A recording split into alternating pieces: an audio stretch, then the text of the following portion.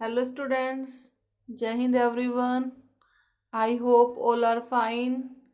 Chapter 6 है ये बेटा, हिस्ट्री का कॉलोनिज्म एंड द सिटी. तो let's start our chapter. It had wide streets lined with beautiful mansions. यानी जो ये नया जो शहर बनाया गया था न्यू दिल्ली, उसमें क्या थी? वाइड स्ट्रीट्स थी.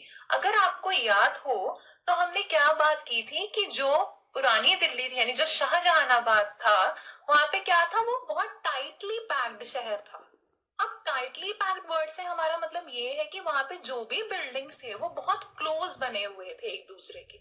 लेकिन जो ये न्यू दिल्ली बनाया जा रहा था, इसमें स्ट्रीट्स जो थे वो बहुत वाइड थे और उसके दोनों तरफ खूबसूरत घर बने हुए थे. There were no narrow lanes and crowded mohallas. यानी जो ये नया शहर था, इसमें ना तो तंग गलियां थी, ना ही भीड़ भाड़ वाले मोहल्लास थे. आप जरा इन दोनों इमेजेस में अगर कंपेयर करें तो आप ये इजीली डिटेक्ट कर सकते हैं कि जो ये पुराना शहर है ये बहुत ही तंग सा नजर आ रहा है. बिल्डिंग्स कितने पास पास बनी हुई हैं और जो यहाँ की गलियां हैं वो भी कितनी क्लोज है, तंग है, नैरो टाइप की हैं. वेयर अगर यहाँ की बात करें तो ये कैसा लग रहा है? वाइड सी यहाँ पे आपको रोड दिख रही है, दोनों तरफ पेड़ लगे हुए हैं और खूबसूरत बिल्डिंग नजर आ रही है, right? The new city was neat and clean. नया शहर जो था वो काफी साफ सुथरा था. Britishers wanted a clean and hygienic city, so they made a clean and green city. जो ब्रिटिशर्स थे वो क्या चाहते थे? उन्हें चाहिए था एक ऐसा शहर जो हो साफ सुथरा, हाइजेनिक. सो इसलिए उन्होंने एक ऐसा शहर बनाया जो बहुत ही क्लीन था एंड ग्रीन था. यानी आप देखिए तो ये कितना साफ दिख रहा है ना, और दोनों तरफ आपको ग्रीनरी भी नजर आ रही है. एक्चुअली जो ब्रिटिशर्स थे ना, उनका ये बिलीव था कि अगर आप ऐसे क्राउडेड प्लेसेस में रहते हैं जहाँ पे कि नीट भी नहीं है कुछ, वहां पे ग्रीनरी भी अवेलेबल नहीं है, तो वो बहुत ही अनहेल्दी और अनहाइजेनिक होता है. तो ऐसी जगह जहाँ पे बीमारियां हो, तो वो ऐसी जगह पे ब्रिटिशर्स नहीं रहना चाहते थे. अब हमें ये तो पता चल गया कि नया शहर कैसा था. नया शहर क्लीन था, ग्रीन भी था, वहां पे वाइड रोड्स थी, वाइड स्ट्रीट्स थी, वो बहुत ही नीट एंड क्लीन था, बड़ा ही वेल मेंटेन्ड था. पर what happened inside the old city? मतलब जो पुराना शहर था वहां पे क्या हुआ? well, Mughals gave old city the canal system, but soon the well system broke down. जो मुगल्स थे ना, जब उन्होंने शाहजहानाबाद बनाया था तो उन्होंने वहां पे बहुत अच्छा सा कैनाल सिस्टम, वेल सिस्टम जो था वो डेवलप किया था. वहां पे क्या बनाया जाते थे? जैसे कि आप ये जो इमेज में देख रहे हैं, बेसिकली क्या चीज है? ये है एक बाउली. अब बाउली को अगर मैं आपको नॉर्मल एक समझाने की कोशिश करूं तो ये एक तरह का वाटर रेजर्वोयर होता है. यानी आप अपने एरिया में कुछ ऐसी जगहें बनाते हैं जहां पे कि आप पानी को स्टोर कर सके, सो दैट जब आपको जरूरत पड़े आप उस पानी का इस्तेमाल कर सके. अब अगर आप इस इमेज में देखें तो हालांकि ये जो वाटर रेजर्वोयर है, जो ये बाउली है, बहुत पुरानी सी हो चुकी है, टूट फूट चुकी है, लेकिन ये देखिए कि इसे कितना ब्यूटीफुली उस वक्त बनाया गया होगा जब इसकी कंस्ट्रक्शन हुई होगी. एंड मोर ओवर ये एक बहुत अच्छा, आप कह सकते हैं, सोर्स होता था पानी की सप्लाई का. तो दिल्ली में ऐसे बहुत सारे वाटर रेजर्वोयर्स जो थे वो मुगल्स की तरफ से बनाए गए थे, सो दैट इससे क्या फायदा होगा? एक तो पानी की सप्लाई प्रॉपर रहती थी, रेगुलर रहती थी. जो भी पानी का इस्तेमाल होना था, चाहे for drinking purpose, washing purpose या जो भी अदर पर्पसेस है, तो वो सारा कुछ इजीली मैनेज हो जाता था और पानी की कभी कोई तरह की कमी नहीं आती थी. बट जब नई दिल्ली बन गई और इन वाटर रिजर्वॉयर्स को मेंटेन करने की कोशिश नहीं की गई, तो ये वेल सिस्टम जो था ये ब्रोक डाउन हो गया, ये सब खत्म होने लग गया. यहाँ पे कोई भी मेंटेनेंस नहीं रही, इनको मैनेज करने की किसी की रिस्पॉन्सिबिलिटी नहीं थी. तो उस वजह से क्या हुआ? Population kept on increasing, resulting into lack of fresh water and poor drainage system. अब देखिए, जो ये वाटर रिजर्वॉयर्स हैं, इन्हें कोई मेंटेन करने की रिस्पॉन्सिबिलिटी तो ले नहीं रहा, तो उस वजह से क्या हो रहा है? लैक ऑफ फ्रेश वाटर, यानी पानी की कमी आ रही है. ऑन द अदर हैंड जो पॉपुलेशन है वो हर साल बढ़ती जा रही थी, तो उसकी वजह से क्या हो रहा था कि एक तरफ हमारी जो पॉपुलेशन है वो तो हो रही है इंक्रीज, लेकिन पानी की क्या हो रही है? कमी. पानी डिक्रीज होता जा रहा था. और इसके अलावा एक प्रॉब्लम और आई ओल्ड सिटी में. वो क्या थी? Poor drainage system. मतलब एक्चुअली में शुरुआत में तो ये किया गया था कि जो पुरानी दिल्ली थी वहां पे क्या बनाया गया था, एक ओपन ड्रेनेज सिस्टम बनाया गया था। बट बहुत जल्द ये देखने को आया कि ये जो ड्रेनेज सिस्टम था ना, इट फेल्ड। जो लोगों की एक जरूरत थी कि उनके पास एक वेल मैनेज सिटी हो जहाँ पे कि पानी भी हो प्रॉपर और एक प्रॉपर ड्रेनेज सिस्टम भी हो, तो ऐसा तो कुछ नहीं हो पाया।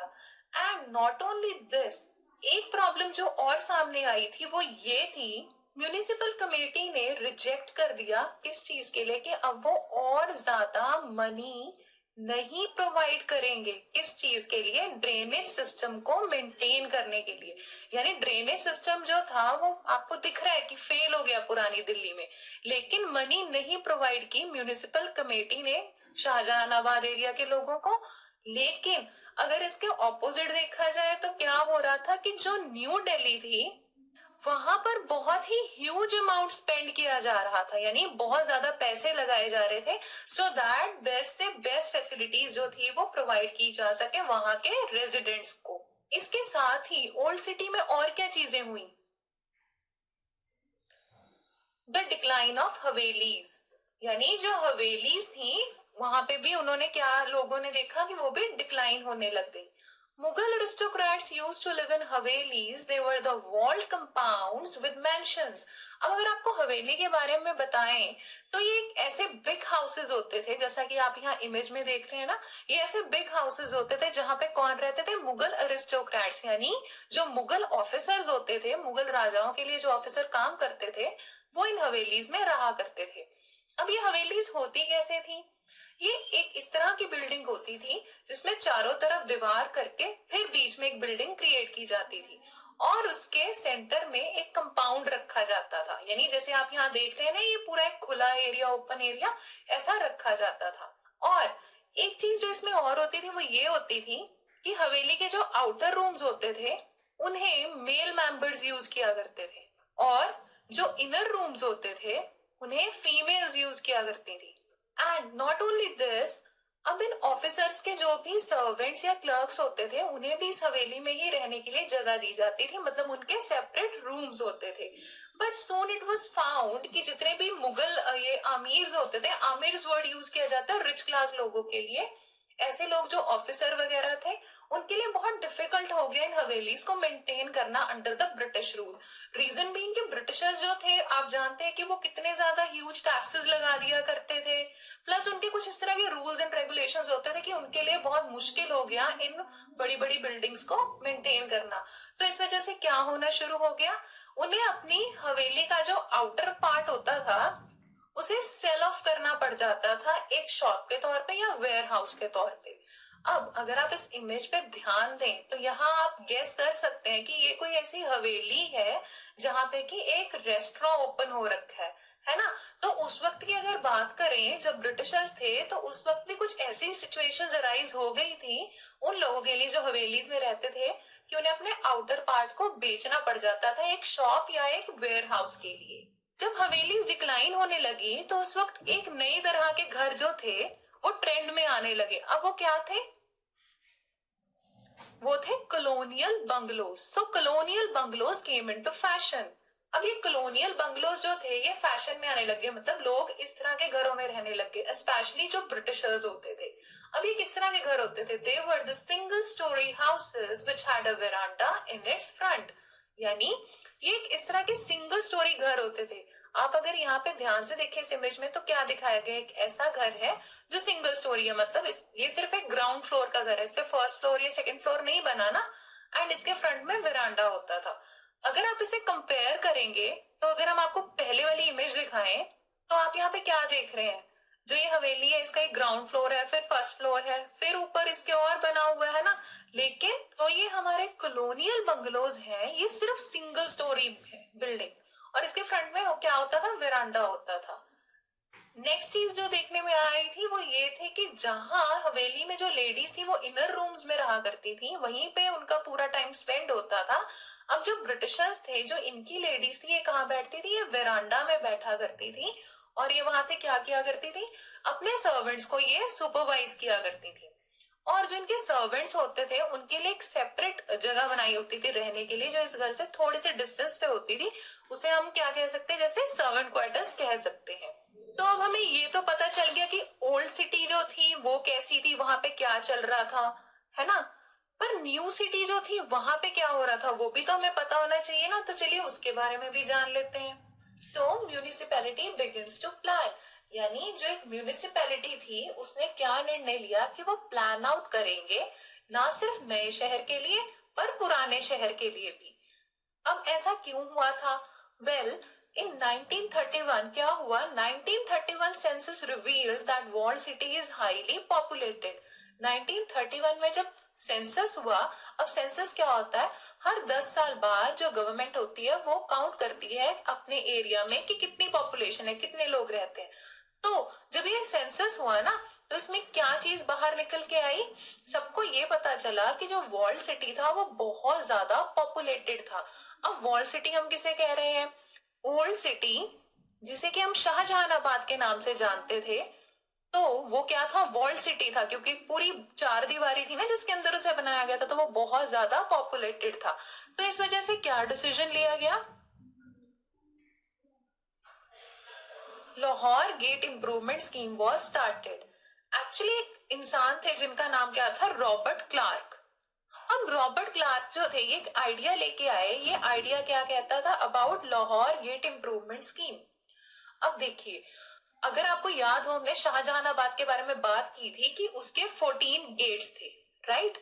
तो अगर आपको शाहजहानाबाद में एंटर होना है फ्रॉम वेरियस सिटीज, तो उसके लिए कुछ उसके एंट्री पॉइंट्स बनाए गए थे। तो लाहौर गेट वो एरिया था, वो गेट था कि अगर कोई लोग लाहौर की तरफ से शाहजहानाबाद में एंटर होना चाहते हैं तो उसके लिए क्या बनाया गया था? Lahore gate.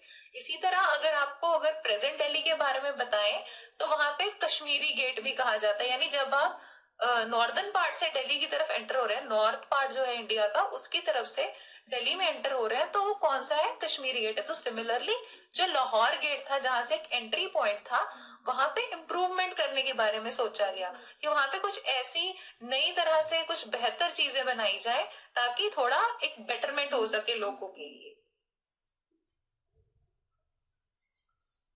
Robert Clark brought the idea of grid based design for a new city Clarkganj. अब उन्होंने एक नया डिजाइन लेके आए, नया आइडिया लेके आए कि हम क्या करेंगे? ग्रिड बेस्ड डिजाइन बनाएंगे एक नए शहर के लिए, और उस नए शहर का नाम क्या रखा जाएगा? क्लार्कगंज। अब जो ये ग्रिड बेस्ड डिजाइन होता है ना, इसका मतलब पता क्या होता है?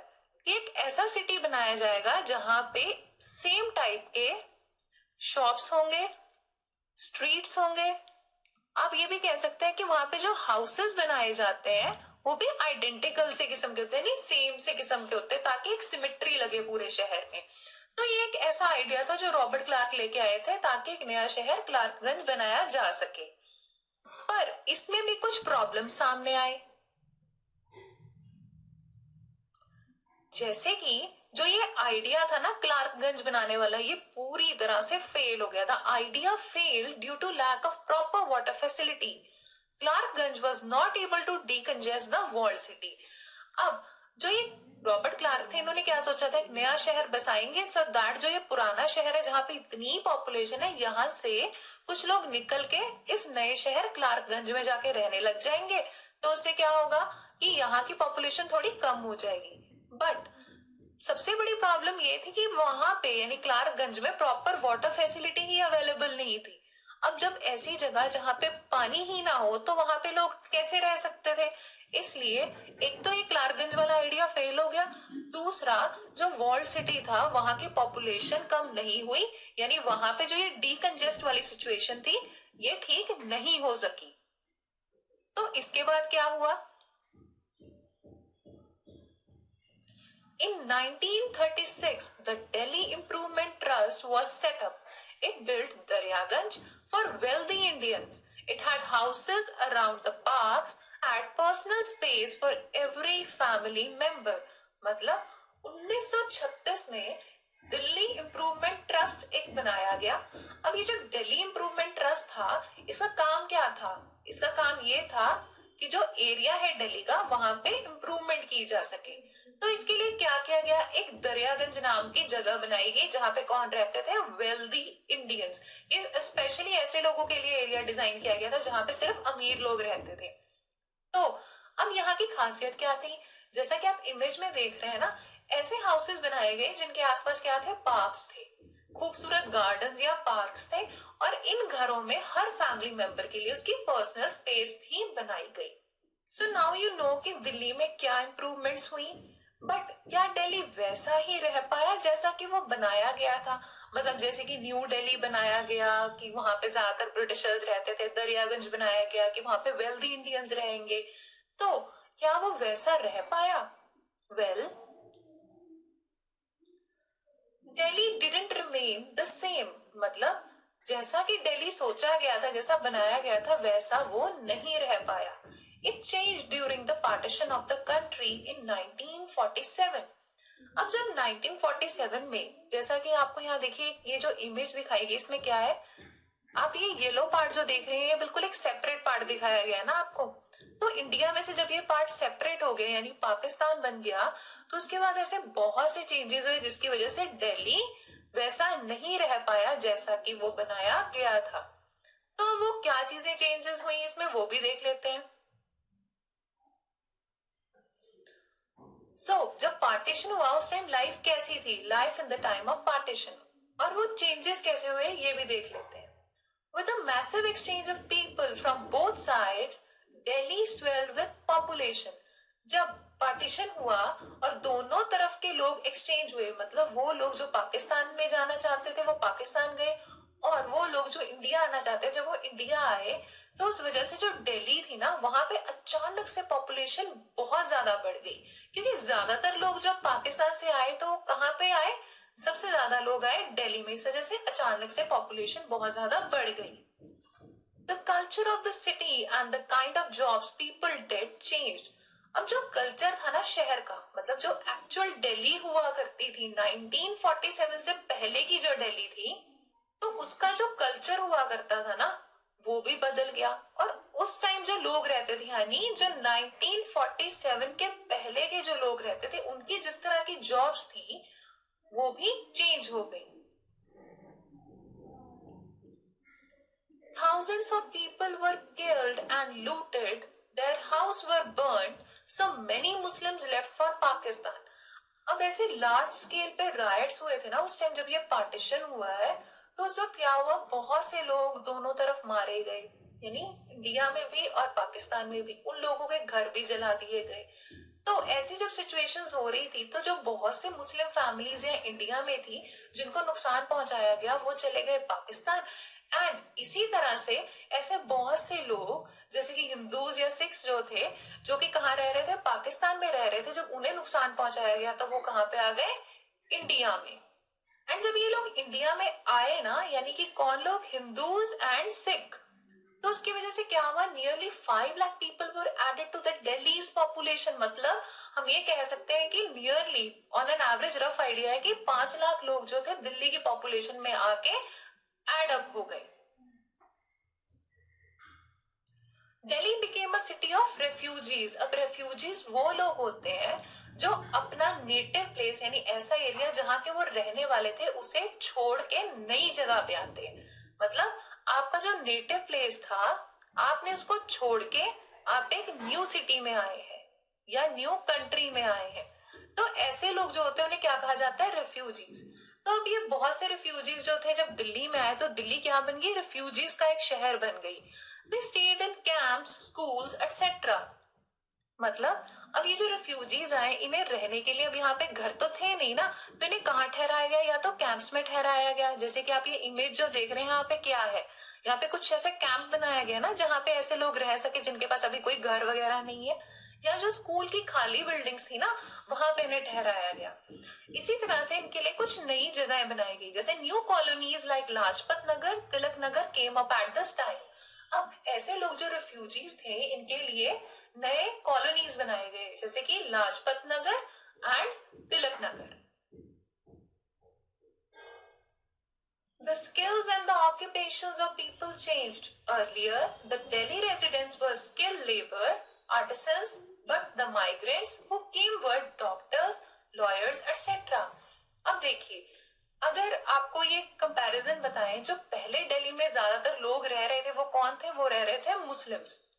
अब मुस्लिम्स जो थे वो ज्यादातर क्या काम करते थे? आइदर देवर स्किल्ड लेबर और देवर आर्टिजन, यानी कि जैसे हैंडीक्राफ्ट का काम हो गया या कोई भी ऐसा जो हाथ का काम होता है ना, मतलब जिसमें आपकी अपनी स्किल्स यूज होनी होती है to make a new thing. तो ऐसा काम वो लोग करते थे जो पहले दिल्ली के रेजिडेंट्स, जो दिल्ली में पहले लोग रह रहे थे।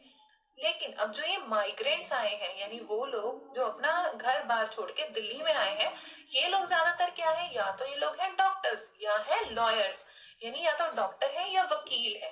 तो आप देख सकते हैं कि पहले जो लोग रह रहे थे और अब जो नए लोग दिल्ली में आके रहने लगे हैं, उनकी जो ऑक्यूपेशंस है, यानी काम है, जो उनका रोजगार है, वो एक दूसरे से कितना अलग है। Partition changed their lives. They became hawkers, carpenters, vendors, etc. अब जब ये पार्टीशन हुआ ना, तो लोगों की लाइफ बहुत ज्यादा बदल गई। ऐसे लोग जो कभी या तो डॉक्टर्स थे, लॉयर्स थे, या सपोज कर लीजिए टीचर्स थे, अब जब उन्हें नए प्लेस पे अपने लायक जॉब्स नहीं मिली, अपने लायक काम नहीं मिला, तो ऐसी वर्स्ट सिचुएशन में उन्हें क्या बनना पड़ा? Either they became hawkers.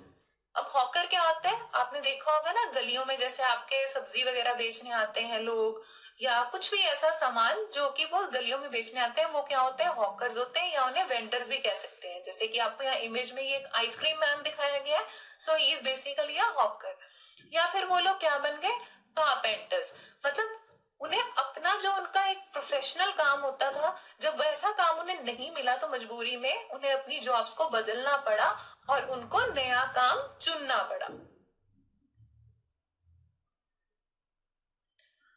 Change in culture and taste. अब नए लोग आए तो कल्चर जो था और जो टेस्ट था उसमें भी बदलाव देखने को मिला। The large migration from Punjab change the culture and taste of Delhi.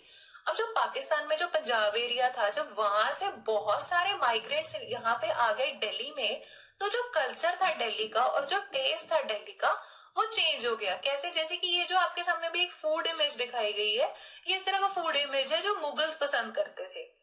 But जब कल्चर बदला तो क्या हुआ? New taste, food habits and cultural habits came into existence, यानी नए तरह के टेस्ट और फूड हैबिट्स लोगों के जो थे वो देखने को मिले, नए बदलाव आए। तो ज्यादातर आपने क्या यहाँ पे इमेज में क्या दिखाया गया? ये एक तरह का पंजाबी फूड दिखाया गया। तो मतलब लोगों के टेस्ट और उनकी फूड हैबिट्स में भी जो बदलाव था वो हमें देखने को मिला। साथ ही साथ the culture based on Urdu started fading. अब यहाँ आपको एक उर्दू पोएट की एक ये स्टैचू इमेज दिखाई गई है। बेसिकली जब पहले दिल्ली में ज्यादातर ऐसे लोग रहते थे जो मुस्लिम्स थे, या आप कह सकते हैं ऐसे लोग रह रहे थे जो ज्यादातर उर्दू कल्चर को पसंद करते थे, जैसे कि उर्दू उनकी लैंग्वेज थी, उनकी जो पोएट्री थी, सब कुछ उर्दू बेस्ड था। तो ये सब चीजें जो थी धीरे धीरे फेड ऑफ होने लगी। अब वो फेड ऑफ क्यों होने लगी? क्योंकि वो लोग जो इस लैंग्वेज को बोल रहे हैं, इस कल्चर को पसंद कर रहे हैं, वो मैक्सिमम नंबर ऑफ जो लोग हैं वो तो जा चुके हैं ना दिल्ली छोड़ के। तो ये चीजें अब धीरे धीरे फेड ऑफ होने लगी। Even the sensibility of dress and art also changed. So we can say a lot of things changed in Delhi. यानी जो कपड़े पहनने का तौर तरीका था वो भी लोगों का बदल गया। अब अगर आप यहाँ पे इस इमेज को देख रहे हैं तो आपको क्या दिखाया गया है? ये एक ऐसी वुमन है जो कि मुस्लिम वे में ड्रेस्ड अप है, and on the other hand जो ये इमेज है इसमें एक ऐसी वुमन है जो पंजाबी वे में ड्रेस्ड अप है ना। तो मतलब लोगों की जो पहनावा है, जो ड्रेसेस पहनने का तरीका है, वो भी बदल गया है। अब आपने क्या चीज समझी? जब पार्टीशन हुआ है तो क्या क्या चीजें बदल रही हैं? लोगों की जो फूड हैबिट्स हैं वो भी बदल गई, लोगों का जो कल्चर है वो भी बदल गया, उनकी जॉब्स भी चेंज हो गई, और साथ ही उनका जो ड्रेसिंग सेंस है वो भी पूरी तरह से बदल चुका है। So now you know that